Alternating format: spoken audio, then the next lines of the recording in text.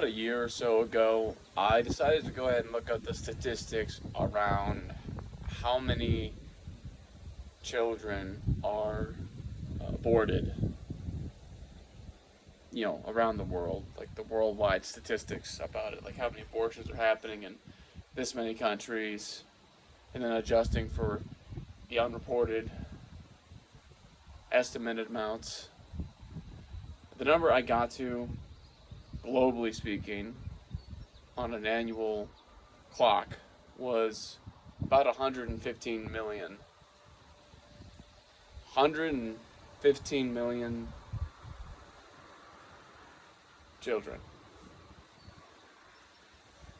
115 million unborn babies that don't have the ability to articulate, to speak, to advocate for themselves.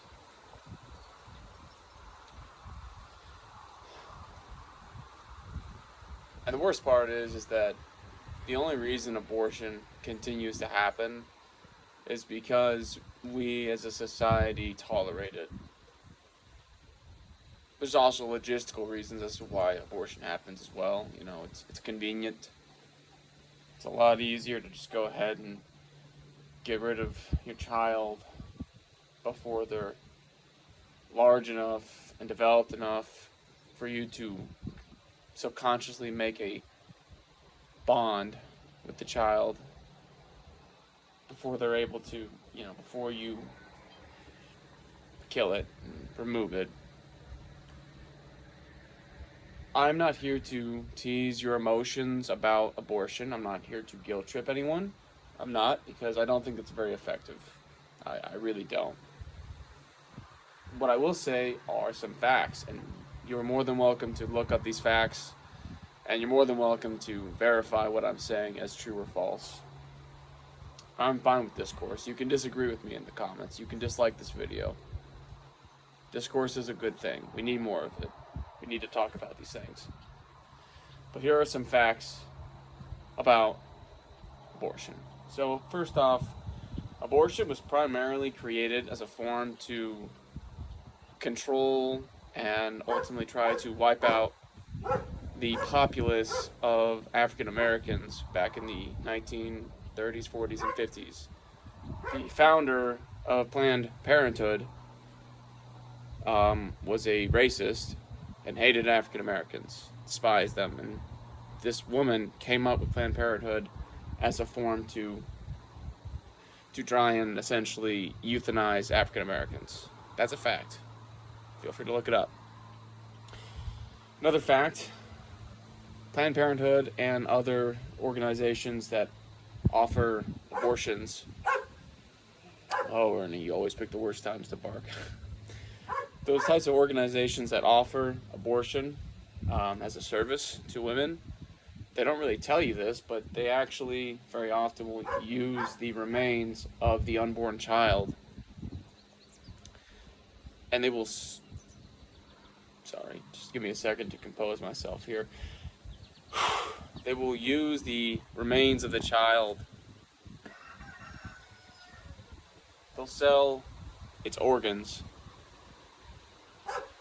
to facilities and infrastructures for very high profit margins. So there's a very high margin of profit to be made for abortions. There's also the conspiracy that abortions are being utilized as a form of birth control, not birth control, but populace control. You see, the population rate has been plummeting, I believe, since the sexual revolution. That's primarily because monogamy is the primary founder of the populace.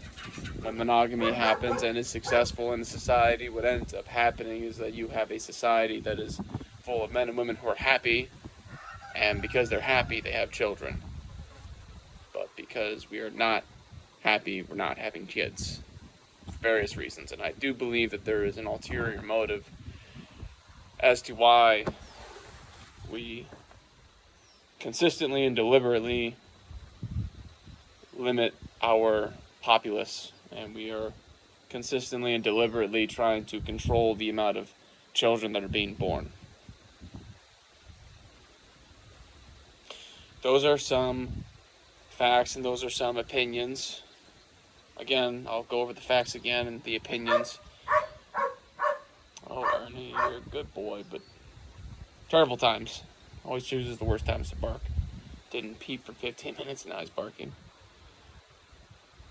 To go over the facts again, briefly. The facts are, the founder of Planned Parenthood was a racist who tried to use euthanization,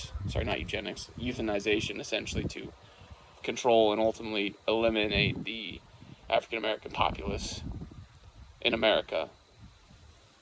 And Planned Parenthood falsely guised the terminology and phrases of women's rights, when in reality it's one of the biggest forms of disrespect and degradation to women. That's a fact. What you do with that information, that is up to you. Just understand that there are very powerful people in this world. There are very powerful people in our society who hate you, who hate me, who don't want us to be happy, who don't want us to have decent qualities of life, and do not want us to have kids. And if we do have kids, they want us to send those kids to a public school system in which they are away from us and from our primary influence as parents, for those of us who do have kids. And they will go ahead and proceed to indoctrinate those kids 7 hours a day or longer, the majority of the year, for the majority of their very adolescent and developmental years, from the ages of 7 to 17.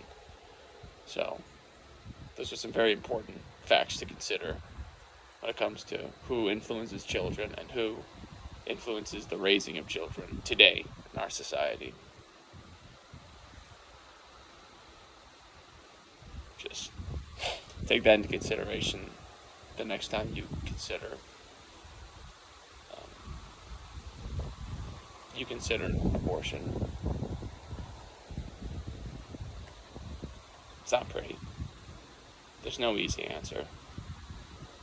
We live in a messed up world, but I don't think taking life is the option that we should be taking 99% of the time. I really don't. I doubt this video is going to get very many views. It's probably going to get blocked or shadow banned or censored by YouTube. They'll shadow ban comments, for Pete's sake. Of course they'll shadow ban videos, but I felt like I had to say something because I've been quiet about this for way too long, and it's something that's near and dear to my heart. God loves you.